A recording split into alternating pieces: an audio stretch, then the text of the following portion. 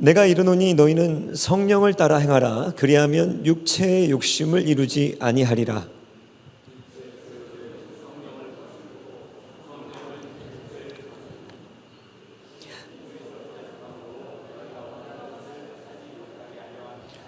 너희가 만일 성령의 인도하시는 바가 되면 율법 아래에 있지 아니하리라.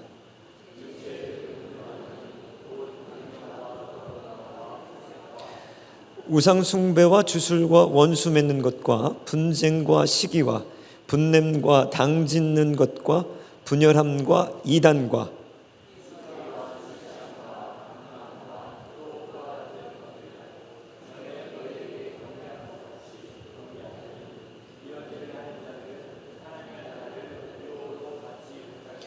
오직 성령의 열매는 사랑과 희락과 화평과 오래 참음과 자비와 양선과 충성과. 같이 읽겠습니다. 그리스도 예수의 사람들은 육체와 함께 그 정욕과 탐심을 십자가에 못 박았느니라. 아멘. 함께 지어져 가는 우리 성도 여러분들 이렇게 만나 뵙게 돼서 주 안에서 너무 반갑습니다. 같이 함께 지어져 갑시다. 할렐루야. 예. 저는 인천 마가의 다락방을 섬기고 있는 박찬희 목사라고 합니다. 영적으로는 이제 2년밖에 인천 마가의 다락방 되지 않았어요. 그래서 가장 지금 신입 멤버입니다. 아주 군대로 치자면은 쫄따구죠.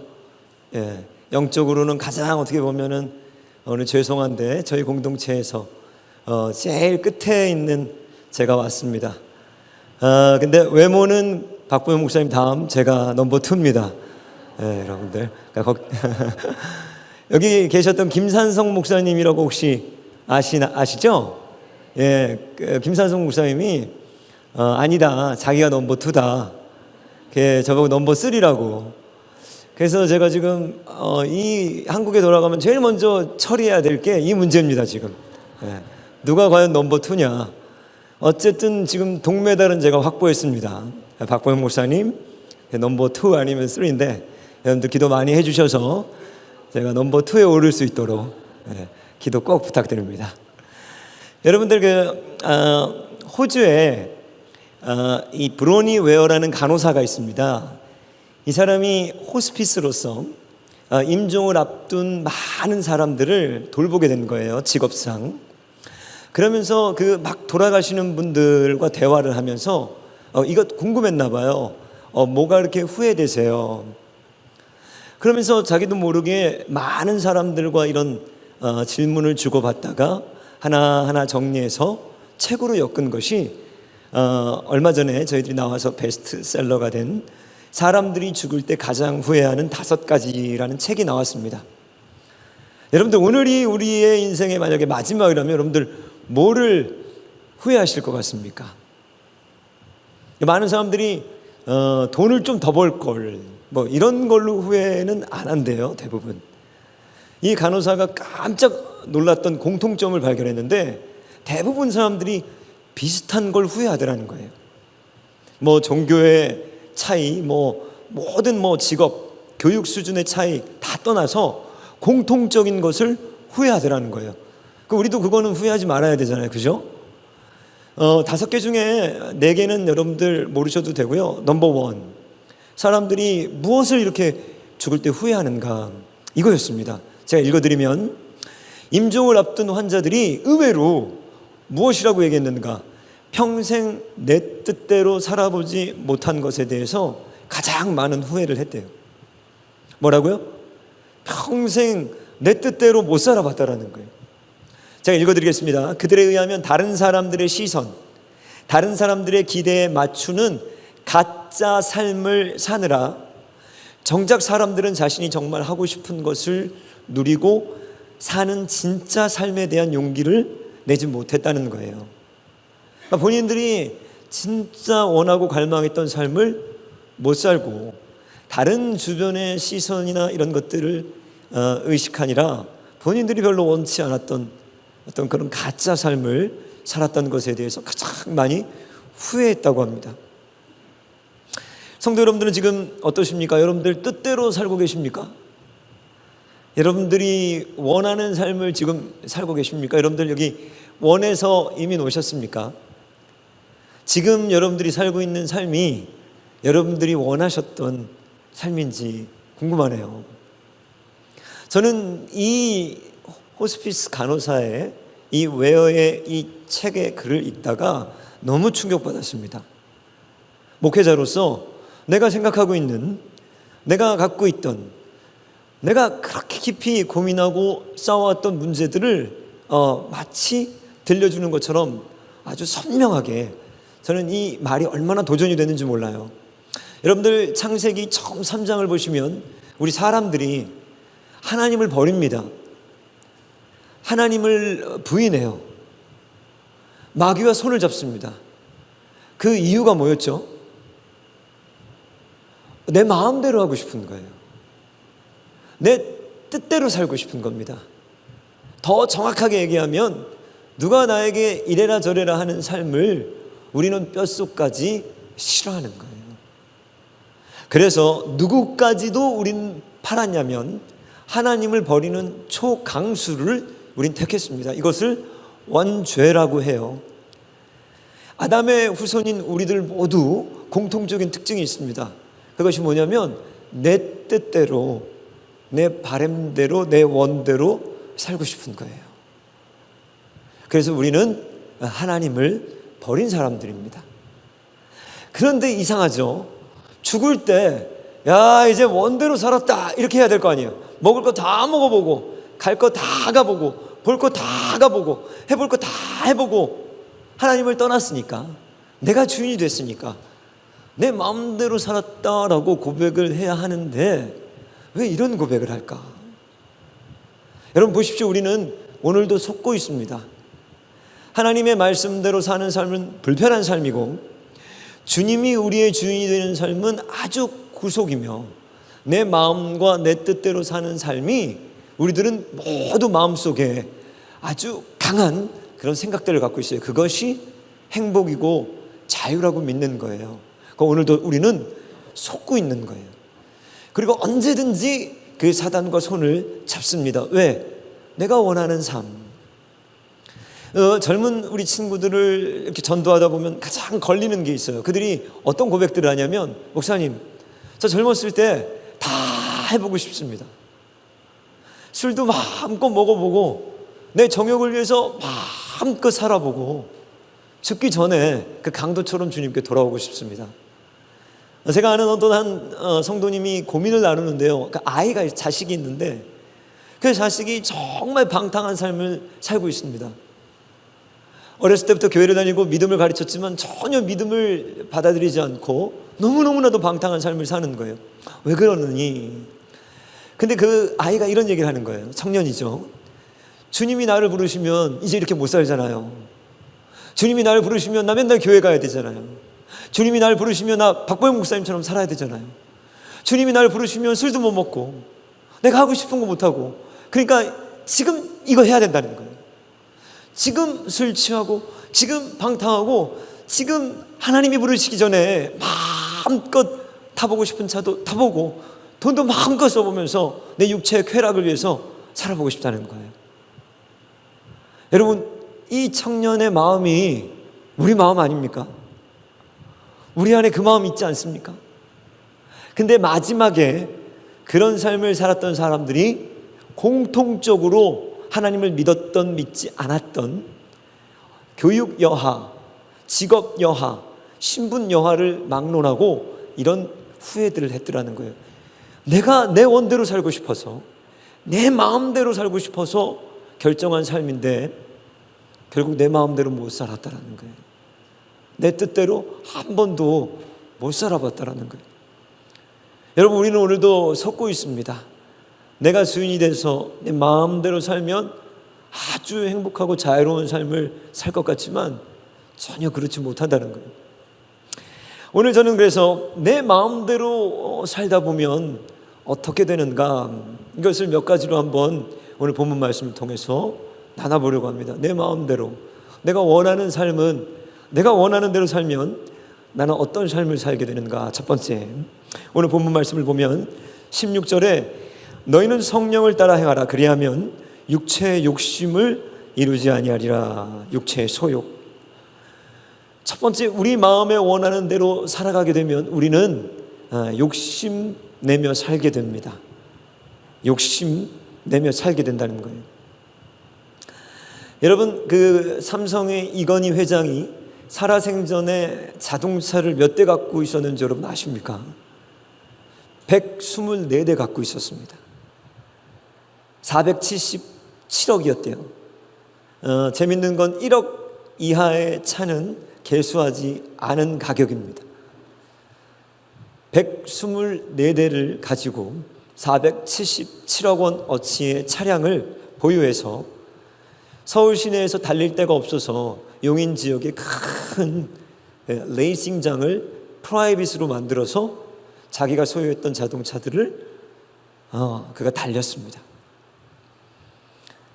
여러분, 이 124대의 차 중에 그런 생각 안 합니까? 한 대만 놔주지. 그런 생각 안 하나요? 제가 예전에도, 제가 일부 예배 때도 그 얘기 한번 했는데, 제가 그 사역할 때 제가 차가 없어가지고 교인 한 분이 본인이 몰던 캠리 한 50만 마일 된 차를 저에게 타라고 빌려준 적이 있습니다. 처음에 주신다고 그랬다가 갑자기 마음이 바뀌시더니 빌려준대요. 근데 이 차는 무릎이 끊어질 듯이 밟아도 25마일 이상 안 달려갑니다, 여러분. 그래서 항상 갈 때 길을 잘 봐야 돼요. 다른 차가 있으면 큰일 나요. 뒤에 쫙 차들이 서서 제가 이 차를 밟으면 연기가, 뿌연 연기가 막 공장에서 나오는 연기들이 나오는 것처럼 뒤에서 사람들이 이제 난리가 나죠. 왜 안 가나. 근데 그분들은 차가 많이 있어요. 나 같으면 한데 줄 법도 한데 그 싼 차를 빌려주시더라고요. 차가 하나 있을 때, 우리 아내가 이거 자녀들 몰고 다니고 나 혼자 타고 다닐 아주 싼 중고차 하나만 있어도 얼마나 좋을까. 제가 얼마 전에도 설교했습니다. 미국에서 여러분들 조사를 했는데요, 사람이 돈이 많아지면 행복하게 느끼는 그 느낌, 그게 6만 5천 불까지 7만 5천 불까지 행복하대요. 무슨 말이냐? 7만 5천 불까지 연봉이, 사람은 돈을 더 벌게 되면 행복해진대. 근데 7만 5천 불이 넘어가면 똑같답니다. 8만 불 버나 80만 불 버나 돈 때문에는 안 행복하다는 거예요. 안 벌어보셨어요? 얼굴 표정이 전부 다 그냥 안 벌어봤어 이런 표정인데요. 나 7만 5천 불 안 돼 막 이러시는데요. 제가 3만 6천 불 벌다가 4만 8천 불 받을 때 정말 행복하더라고요. 처음으로 내가 남았어. 사례비를 받고 그 3만 6천 불 받을 때는 외식을 해본 적이 없습니다. 외식을. 진짜 행복하더라고요. 근데 아마 7만 5천 불까지는 행복할 거예요. 그죠? 이제 뭐 가서 옷도 하나씩 사 입고 운동화도 하나씩 사고. 근데 7만 5천 불 넘어가면 비슷하다는 거예요. 10만 불 버나 20만 불 버나 돈 때문에 안 행복하다는 거예요. 근데 오늘 본문 말씀에 우리가 우리 원하는 대로, 우리 뜻대로 살기 시작하면 첫 번째 나타나는 현상이 욕심이라는 거예요. 욕심내면서 산다는 거예요. 정욕. 24절은 뭐죠? 정욕과 탐심, 십자가의 못을 박았다 그러는 거예요. 여러분, 이건희 회장만 문제가 아닙니다. 이건희 회장은 괜찮아요. 너무 많아서. 근데 문제는 없는 사람들도 욕심내더라는 거예요. 저는 어렸을 때 집이 굉장히 가난했습니다. 얼굴은 부하게 생겼죠? 네? 어제 어떤 분이 LTC에서 저한테 카드를 한 장 써주셨는데, 설교를 듣고 은혜 받으셔서 카드를 한 장 써주셨더라고요. 이렇게 선물을 주시면서. 너무 재밌었어요. 목사님 감사합니다 뭐 이렇게 쓰셔서. 목사님 우리 교회 와서 이렇게 말씀 전해주셔서 너무 감사해요. 근데 저는 목사님이 되게 부자인 줄 알았어요. 그러더라고요. 근데 말씀을 들어보니까 아니네요. 그래서 제가 너무 기뻤어요. 이 얼굴이 부자로 보이구나. 제가 이런 사람입니다, 여러분. 부유해 보이죠? 아멘. 생계 유지 사유, 저희 아버지가 이제 그 생활보호 대상자셨는데, 제가 군대를 1급 현역 판정을 받고 가정의 생계를 유지해야 된다라는 이 탄원서를 내서 군대를 면제받았습니다. 굉장히 가난했죠. 저희 집이 아주 이제 가난해가지고 엎친 데 덮친 격으로 저희 누님이 체조 선수였다가 이 허리를 다치는 바람에 89년부터 장애인으로 살았습니다. 그러니까 저는 이제 초등학교 때부터 저희 누님의 병수발 한 거예요. 집이 너무 가난해서. 그 중학교 3학년 때부터 이제 일이라는 일을 다 해봤습니다. 그렇게 찢어지게 가난하던 저희 가정이 저희 누님이 20살 될 때 목돈을 받게 됐어요. 목돈. 그게 뭐냐면 저희 누님이 체조 국가대표 상비군 출신이었는데 누님이 다칠 때 그게 막 KBS 스포츠 뉴스 그다음에 막 라디오 방송 신문에 대해서 특필되면서 온 나라에서 우리 누나를 위한 모금 운동을 했습니다. 그래가지고 국민들이 돈을 모금을 했어요. 1989년에 우리 교회에 그런 분이 계시더라고요. 자기도 돈 냈대요 그때. 그래서 제가 밥 사준다고 했습니다. 제가 유명한 사람이에요. 여러분 89년 전에 이민 오셨으면 저한테 아마 돈 좀 내셨을 거예요. 제가 밥 사겠습니다. 오늘 여기 남으시면 제가 떠나기 전에. 그 돈을 모아서 당시에 한 1억 5천쯤 됐어요. 그 돈이 1990년에 저희 누님이 20살 되면 이거를 누님에게 직접 전달하겠다 그러고 나라가 그거를 통장에 넣어놨습니다. 은행에. 다른 사람이 있으면 안 되니까. 그래서 저희 누님이 20살이 되던 해에 우리 누나가 이거 얘기하지 말라고 그랬는데 제가 함직교회에서 특별 대공개합니다. 여러분들. 네. 싸우고 오셨어요 오늘?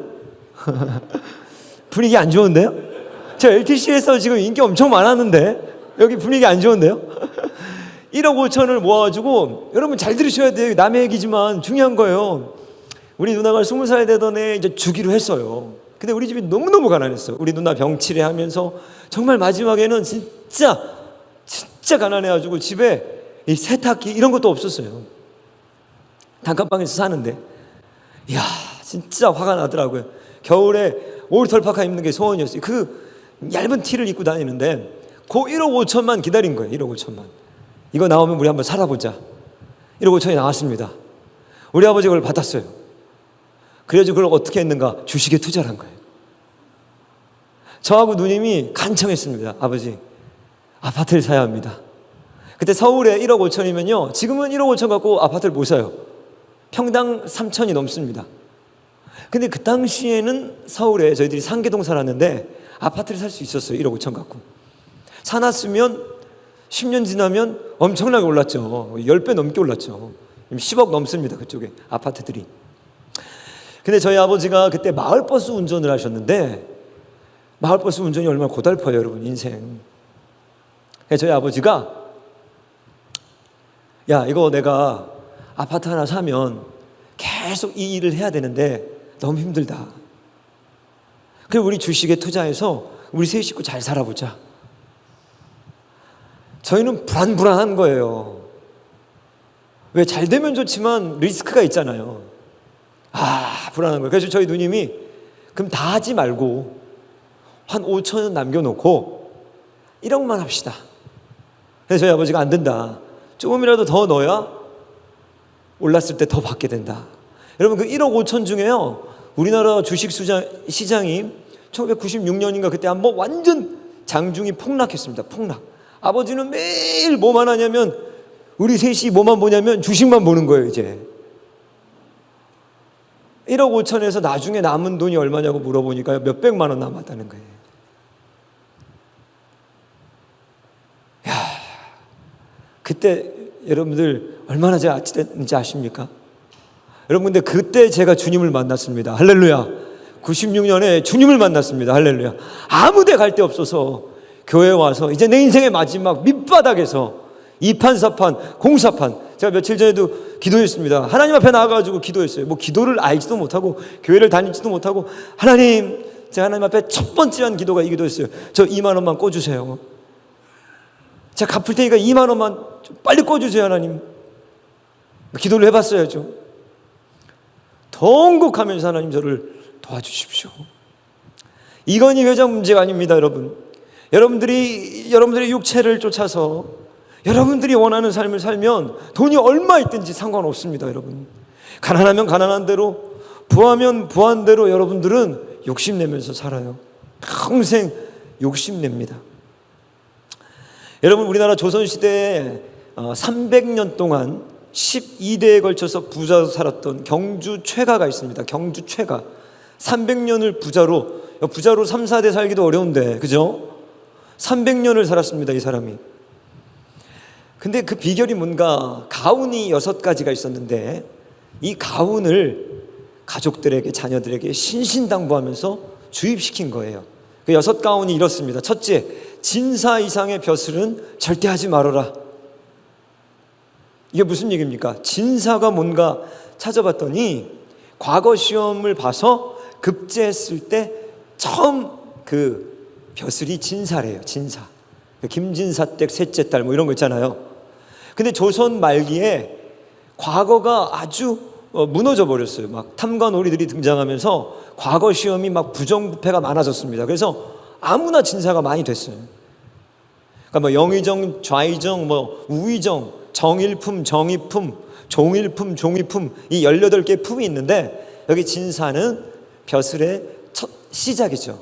그러니까 너희들 욕심내지 말고 벼슬 할 거면 진사까지만 해라. 근데 이게 엄청난 지혜예요. 왜? 정권 바뀌면 여러분 어떻게 됩니까? 다 자르죠? 새 정권 들어서 봐요. 여러분 다 잘라요. 이번에 또 새로운 정부 들었습니다. 질병청장부터 시작해가지고 장관들 다 바뀝니다. 못 살아넘어요. 조선시대에는 정권 바뀌면 어떻게 하죠? 죽입니다, 여러분. 그러니까 영의정 좋은 거 아니에요. 죽어요. 그래서 알았던 거예요. 진사까지만 해라는 거예요. 욕심내지 말고. 두 번째, 만석이 넘으면 사회에 환원해라. 만석.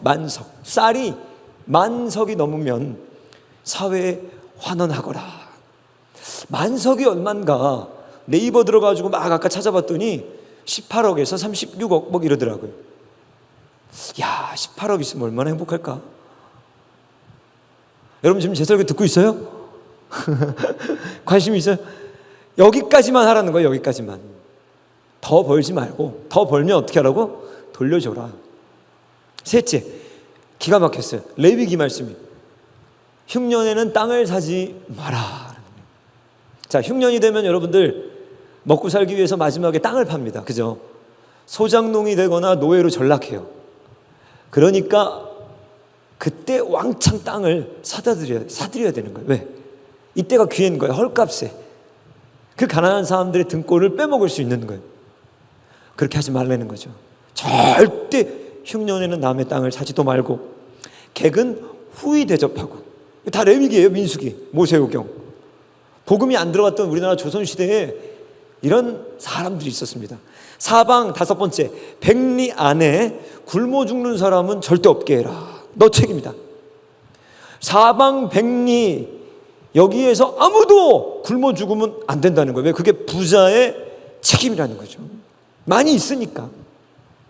여섯 번째, 시집온 며느리는 3년간 무명 옷만 입어야 된다. 헤르메스 안 돼, 루이비통 안 돼, 샤넬 안 돼. 나중에 하나씩 사줄 수는 있지만 3년 동안은 안 돼. 이거만 하는 거예요. 야, 그래서 300년을 저는 하나님이 축복하신 것 같아요. 12대에 걸쳐서 조선 왕조의 이들은 부유함을 그대로 갖고 살아갔습니다. 여러분, 우리가 우리 뜻대로 성령을 쫓아 행하지 않으면 욕심내는 삶을 삽니다. 거기에는 만족이 없습니다. 거기에는 평안이 없습니다. 거기에는 하나님이 주시는 행복이 없습니다. 거기에는 후회뿐인 거예요. 두 번째, 우리 마음에 원하는 대로, 우리가 원하는 우리 마음대로 살면 어떤 일이 벌어지는가? 욕심을 내면서 살고, 두 번째는 엉뚱한 거를 좋아하면서 살게 됩니다. 엉뚱한 거. 자, 오늘 본문 말씀 보세요. 육체의 욕심을 따라 살지 말라. 바울이 이렇게 얘기하면서 19절에 육체의 일이 뭔가 15개의 비유, 15개를 예로 들어줍니다. 음행, 더러운 것, 호색. 자, 첫 번째는 성적인 문란함, 이거라는 거예요. 너 마음대로 살면 성적으로 문란해진다는 거예요. 이게 첫 번째예요. 이게 첫 번째 현상입니다. 그 다음에 우상 숭배와 주술. 마음대로 살면 우상 섬기는 거예요. 다른 거 좋아하는 거예요. 그 다음에 원수 맺는 것, 분쟁, 시기, 분냄, 당짓는 것, 분열, 이단, 투기, 술 취함, 방탕함. 이 15개를 제가 가만히 보면서 카테고리를 나눠봤어요. 자, 우리가 하나님을 떠나서 내 마음대로 살면 사람은 어떻게 사나? 첫 번째, 욕심내면서 살고, 두 번째, 카테고리를 이렇게 나눠보니까 이런 거를 좋아하구나. 돈 좋아하고, 그 다음에 쾌락 좋아하고, 그 다음에 뭘 좋아해요? 음탕한 것들, 술 취하는 것들, 방탕한 것. 쉽게 말해서 내 육신이 원하는 대로 사는 거예요. 술 먹고, 종신토록 내 육신이 원하는 거 마음껏 음란하게 살고, 내가 보고 싶은 거 다 보고. 그러니까 사랑해야 될 사랑을 사랑하지 않고 엉뚱한 걸 사랑한다는 거예요. 제가 어제 뉴스를 봤는데 20살짜리 애가 PC방에서 게임 중독돼가지고 게임하다가 화장실에 가서 애를 낳습니다. 출산 날인지 모르는 거예요. 애를 낳아서 비닐봉지에 탯줄까지 있는데 싸서 버렸다가 걸려가지고 지금 잡혔습니다. 자, 뭘 사랑해야 되죠? 내 애죠. 근데 지금 뭐 때문에 애를 버렸습니까? 게임 중독된 거예요. 게임을 사랑한 거죠. 바뀌는 거예요. 자, 우리가 내 마음대로 살면 어떤 일이 벌어지는가? 좋아해야 될 거를 안 좋아하게 되고, 좋아하지 말아야 될 거를 사랑하면서 살아요. 그게 대표적인 돈입니다, 여러분. 아까 말씀드렸듯이. 그리고 주님이 우리에게 치명적인 거, 사랑하지 말라고 하는 거. 그러니까 음행이 뭐죠? 내가 내 아내를 사랑하면 음행인가요? 아닙니다. 다른 여자, 다른 아내를 사랑할 때 음행인 거죠. 그러니까 뭡니까? 성적인 죄. 내게 금지된 걸 사랑하는 거예요. 내게 허락되지 않은 거. 하나님이 우리에게 주시지 않은 거를 사랑하는 거예요. 내가 주인이 돼서 살아갈 때는 이런 삶을 살아요. 멀쩡하게 내 피 같은 생명인 아이를 갖다 버려버리고 그 스크린을 쳐다보면서 게임하는 이 아이가, 여러분, 우리 모습일 수 있습니다. 얼마든지 우리 모습일 수 있어요. 저희 할머님이 전라도 해남에 사셨는데 정말 가난했습니다. 돌아가실 때 코딱지만한 땅을 남겨놓고 돌아가셨어요. 그것 갖고 싸우다가 형제들이 안 받습니다. 이런 일 많이 들어보죠?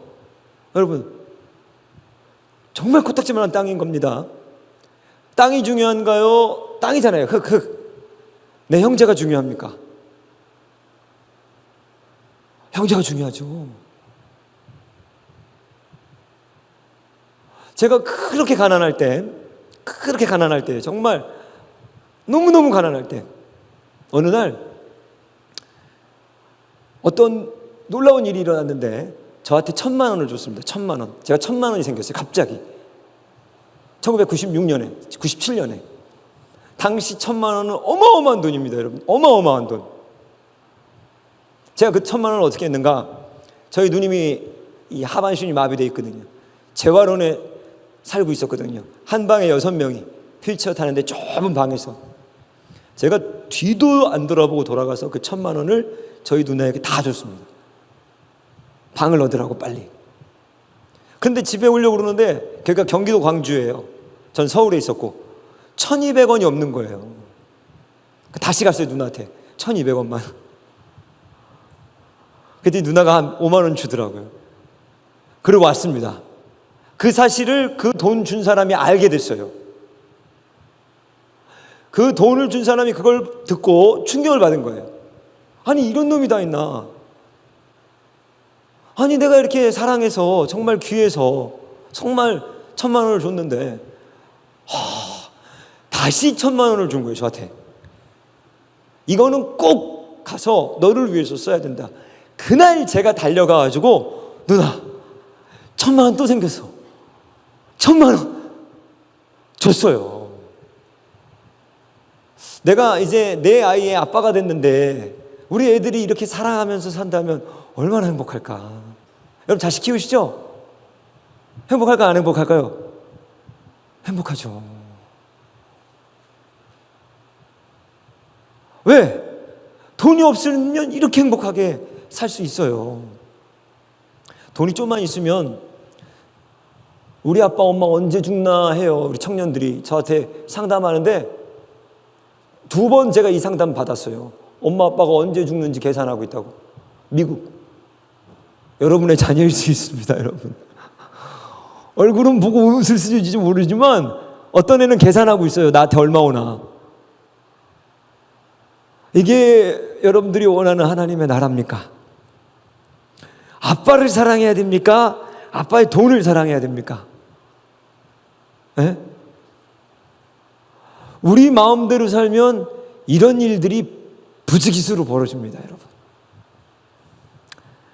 여러분, 유명한 정신의학자 제럴드 메이라는 사람이 있어요. 저는 이 사람 모르는데 이 사람이 이렇게 얘기했습니다. 유명하대요. 하여튼 전 세계 인구의 95%가 무엇인가 누구인가에 붙들려서 중독되어 살아간다고 합니다. 95%가. 깜짝 놀랐습니다.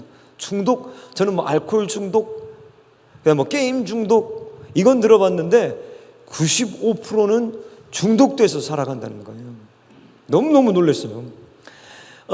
과거에 마약 딜러상이었다가 이 아주 갱단에 있었다가 지금은 LA에서 나눔 선교회를 하고 있는 한영호 목사님이라는 분이 계셔요. 제가 어제 이분 그 유튜브에서 영상을 봤는데 이분이 그 갱단에서 이 마약 중독자이자 마약을 팔던 사람이었습니다. 지금은 나눔의 선교회에서 자신과 같은 이 중독된 아이들을 대상으로 선교하시는 분이에요. 너무 기가 막히죠. 근데 이분이 그 인터뷰에서 제 얘기가 아닙니다. 이분이 이 사역을 하시는데 이렇게 얘기했어요.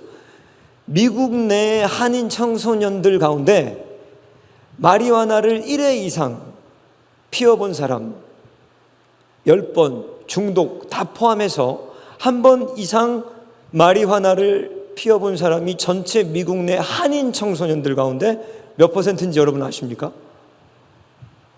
이 사람 전문가예요. 그 사역하고 있는 사람이 90%라고 그랬어요. 제가 갑자기 미국 올래다가 우리 애들 데리고 한국에 있어야겠다 생각이 들더라고요. 안 되겠다. 미국 오면 안 되겠다. 1회 이상 마리화나를 흡연해 본 경험이 있거나 중독까지 경험한 한인 학생들, 청소년이 90%. 헤로인이나 코카인, 더 강력한 중독, 마약성, 이것은 3분의 2라는 거예요. 무시무시한 숫자입니다, 여러분. 무시무시한 숫자. 한국에서 사역하다 보면 우울증, 뭐 조현병, 게임 중독, 스마트폰, 어린아이들, 왜 이런 일들이 벌어지고 있습니까? 이건 거예요. 좋아하지 말아야 될 것, 그것을 좋아하고 반드시 내가 사랑해야 될 것을 미워하면서 사는 거예요. 내 부모, 내 형제, 하나님, 성경 말씀, 거룩, 정결 이런 것들은 다 싫은 거예요. 우리 애들 키워보니까 딱 알겠더라고요. 애들이요 싫어하는 게 있어요. 브로콜리, 당근, 양파, 시금치 다 싫어해요. 좋은 거. 좋아하는 거 뭐 피자, 아이스크림, 콜라 똑같습니다. 큐티, 성경 다 싫어해요. 좋아하는 건 뭐예요? 유튜브, 만화, 아주 잔인한 거 이런 것들. 어른들과 똑같은 거예요. 나를 살리는 것은 거부하는 거예요. 나를 죽이는 거를 갈망하는 겁니다. 여러분 보십시오. 저는 담배 펴본 적이 없습니다. 저는 술, 담배 안 합니다. 목사입니다. 그럼 나는 자유로운가? 보세요. 어떤 성도님이 와가지고 상담을 하시는데 이분이 우울증 걸렸습니다. 왜 그런가? 남편이 바둑에 미쳤어요. 하루 종일 바둑만 돼요. 근데 이 남편은 술, 담배 안 합니다. 교회도 다닙니다. 근데 바둑에만 미쳐 있어요. 그래서 제가 그분에게 이렇게 얘기한 거예요. 남편분과 뭐 대화는 하십니까? 대화가 어디 있습니까? 남편분이 이런 아내의 외로움을 아십니까? 몰라. 외로움은 무슨, 그냥 사는 거예요. 그냥 같은 집에서 룸메이트예요. 룸메이트. 제가 너무 가슴이 아프더라고요. 왜 이분은 아내를 사랑하지 않고 바둑돌을 돌을 사랑할까? 돌이잖아요. 돌. 그죠? 아니 내 아내가 외롭다면 나 같으면 그거 다 버릴 텐데, 쳐다도 안 볼 텐데. 아니, 내 아내가 그것 때문에 우울하다면 싹 집어치우고 다시는 나는 바둑을 안 볼 텐데. 이겁니다. 좋아해야 될 것을 외면해버리고 전혀 사랑하지 말아야 될 것을 사랑하고 사는 삶입니다. 여러분, 뭐 사랑하십니까? 오늘 이 시간에 여러분들 한번 물어보십시오. 나는 무엇을 사랑하고 좋아하는가? 나는 무엇을 갈망하고 있는가? 육체의 소욕, 패션이에요. 영어로 desire. 무엇을 갈망하고 있는 거예요 지금? 15시간씩 바둑을 둬도 안 지겨운 거예요. 왜? 그것을 갈망하는 거예요. 육체로 살면 우리는 반드시 이런 삶을 살게 됩니다. 마땅히 사랑해야 될 것을 사랑하지 않고 사랑하면 안 되는 것들을 사랑하죠. 마지막, 우리가 육체를 따라 살게 되면 어떻게 살게 되는가? 반드시 싸우면서 살게 됩니다. 20절 바울은 육체의 일을 얘기하면서 15개 중에 6개를 뭐라고 얘기하는가? 원수 맺는 것, 분쟁, 시기, 분냄, 당 짓는 것, 그리고 분열, 이렇게 얘기하는 거예요. 하나님을 따라가지 않는 사람들은 어떤 삶을 산다고요? 욕심, 그리고 사랑하지 말아야 될 것을 사랑하는 것, 그리고 마지막으로 분쟁하고 원수 맺고 시기하고 싸우고 다투면서 산다는 거죠. 2018년에 문광부에서 개신교 등록 교단을 살펴보니까 우리나라에 374개의 교단이 있습니다. 374개. 장로회, 대한예수교 장로회라는 그 이름으로 300개의 교단이 있습니다. 우리 이민교회 여러분들도 누구보다 잘 아시지만 분열과 분열의 역사입니다. 계속 누군가와 싸우는 거예요. 얼마 전에 제 아내와 이렇게 전화 통화를 하는데 장모님이 우리 집에 이렇게 와 계셨더라고요. 이런저런 얘기를 하는데 장모님 가고, 여보, 장모님 오늘 며칠 전에 오셨는데 오늘은 또 뭐 때문에 오셨어? 그랬더니 장인어른과 싸우고 오셨다는 거예요. 그래가지고 이거 보면 안 되는데 한바탕 풀고 가셨다는 거예요. 한바탕 그냥 그래서 막 그냥 장인어른 욕을 그냥 한 바가지 하고 가셨다는 거예요. 70이 돼도 싸우더라고요. 5살짜리도 싸워요, 여러분. 성경은 분명히 얘기합니다, 여러분. 싸우고 사는 곳은 지옥입니다. 지옥에서 살면 지옥 갑니다. 내가 크리스찬인가 모르시겠습니까? 여러분이 싸우고 있으면 여러분 넌 크리스찬입니다. 그건 100%입니다. 여러분이 사랑하고 살고 있습니까? 크리스찬입니다. 하나님께서 뭐라고 그러시죠? 보이지 않는 하나님을 사랑한다고 얘기하지 말라는 거예요. 보이는 형제를 사랑하지 않고 보이지 않는 하나님을 사랑한다는 건 그건 거짓말이라는 거죠. 집에서 싸우는데 내가 하나님을 경외한다? 저는 그런 목사님도 봤습니다. 목사님인데 설교를 아주 잘하세요. 예언도 하세요. 근데 이분은 이 부부싸움을 하면 손찌검을 합니다. 사모님이 종종 맞고 찬양하세요, 앞에서. 이게 육체의 일입니다. 이게 주님이 금하신 일들입니다. 어떤 조사를 보니까 이혼한 집 아이들이 매일 싸우고 사는 부모 밑에서 사는 아이들보다 정서적으로 스트레스를 덜 받는데요. 그러니까 이혼이 낫다는 거예요. 제일 안 좋은 거는 매일 싸우는 거예요. 그 밑에 아이들이 받는 고통이 이혼한 아이들보다 몇 배 더 크다는 거죠. 왜? 이혼은 안 보잖아요. 그냥 차라리 그냥 싸웠구나. 그런데 매일 다투는 그 집에서 그것을 보는 자녀들 얼마나 여러분 괴롭습니까? 그게 천국입니까?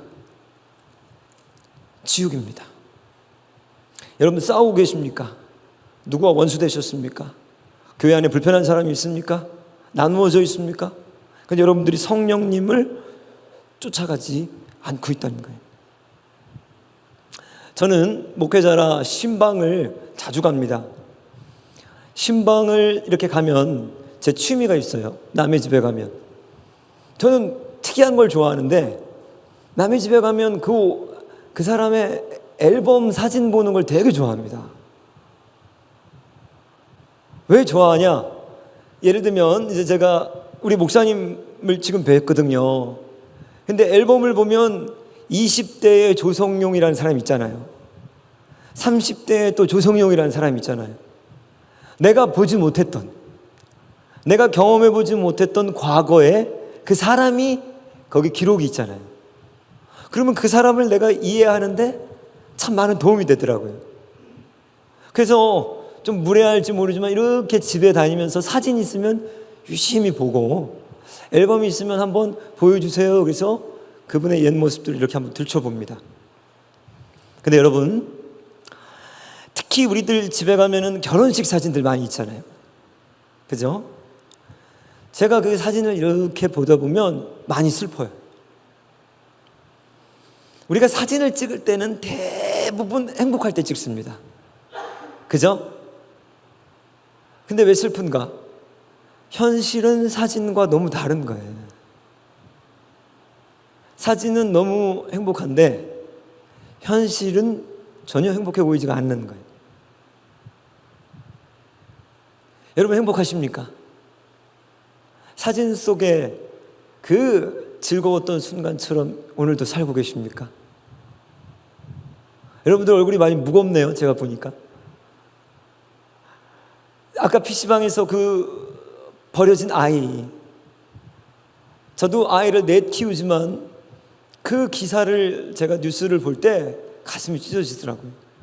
이미 죽었어요, 아이가. 그 옆에 누군가 있었다면, 누군가 이 애를 도와줄 수 있었다면 한 생명이 살았을 텐데.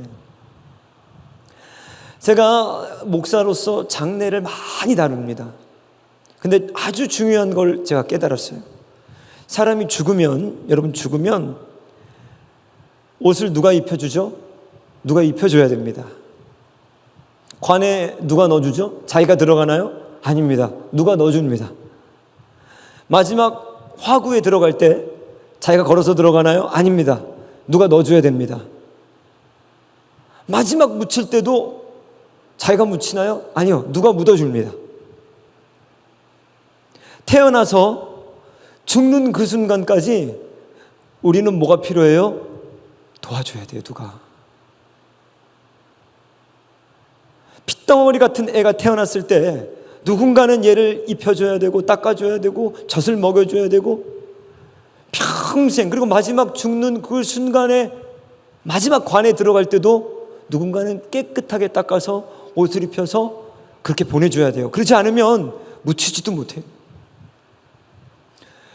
여러분, 우리는 누군가의 도움이 없이는 살 수 없는 사람들이에요. 우리는 하나님이 도우시지 않으면 절대로 살 수 없는 인생들입니다. 성령님과 함께 하시지 않으면 우리는 아무것도 할 수 없는 사람들이에요. 바울은 오늘 뭐라고 얘기하는가? 성령을 따라서 행하라. 성령을 대적하지 말고 너희에게 약속하신 이 성령을 구해서 이 성령을 따라가면서 이 성령의 인도함을 받아서 사랑과 희락과 화평과 오래 참음과 자비와 양성과 충성과 온유와 절제인 이 천국에서 하나님의 나라를 누리면서 살아가라는 거예요. 성도 여러분, 지금 누굴 따라가고 계십니까? 누구와 함께하고 계십니까? 여러분들 누구의 도움을 받고 오늘 살고 계십니까? 저는 이 주님을 만나서 이 주님을 내 주인으로 모시고 이 성령님을 따라서 오늘까지 살아오면서 이런 고백을 했습니다. More than enough. 성령님을 모시고 살지 않았던 사람들이 자신이 주인이 되어서 마지막에 내 평생 내가 원하는 삶을 살아보지 못하고 다른 사람의 시선과 다른 사람이 의식하는 삶만을 살아서 나는 후회가 된다, 이런 삶의 고백을 했지만 저는 부족하나마 지금 오늘 이 순간 죽는다고 하여도 more than enough. 하나님, 내 삶은 늘 하나님을 만난 그 이후부터 after 그 순간부터 more than enough였습니다. 저는 제가 원했던 삶을 다 살았고, 제가 원했던 모든 것을 가졌고, 제가 원했던 누리고 싶어 했던 모든 것보다 70배, 100배를 more than enough 누리고 있습니다. 그게 하나님이십니다. 하나님은 우리를 거지 만들려고 부르시지 않았습니다. 하나님은 우리에게 고통을 주시는 분이 아닙니다. 성령님은 우리의 자유를 억압하고 우리를 맨날 교회에 불어넣어서 교회를 위해 봉사하게 하고 피곤한 삶을 살게 하시는 것이 아니라 사랑을 맺게 하시고 거기 안에 누구도 줄 수 없는 희락을 우리 삶에 주시고 어디서도 경험할 수 없는 피스, 그 피스를 너무너무나도 우리에게 많이 부어주셔서 크리스찬들을 피스 메이커라고 하고, 그 성령님은 우리에게 이런 놀라운 화평과 자비와 충성과 온유와 절제의 선물을 주시는 분이, 그런 사람들 모두 어떤 고백을 하시는지 아십니까? More than enough. 하나님, 내 잔이 넘칩니다. 그만 주세요. 하나님, 저는 이미 넘치도록 받았습니다. 성도 여러분, 오늘 회개하십시오. 오늘 주님을 여러분의 주인으로 모십시오. 그분을 따라가십시오. 그럴 때 성도님도 내 잔이 넘칩니다. 하나님 내게 부어주신 이 모든 것이 넘칩니다. 고백하시며 새로운 주님과의 동행하시는 그런 귀한 함직교회 여러분 되시길 주님의 이름으로 축복합니다. 우리 예수나를 오라 안에 우리 이 찬양하시면서 오늘 예수님께서 우리를 부르십니다. 피땀 흘린 겟세마네까지 우리들을 부르십니다. 그때 여러분들, 내가 주인 되었던 것들 내려놓고 우리 주님 앞에 엎드려서 성령의 인도하심을 받을 때 한 번도 경험해보지 못했던 그 천국과 그 천국의 평강을 이 땅에서 누리는 저와 여러분 되시길 주님의 이름으로 축복합니다.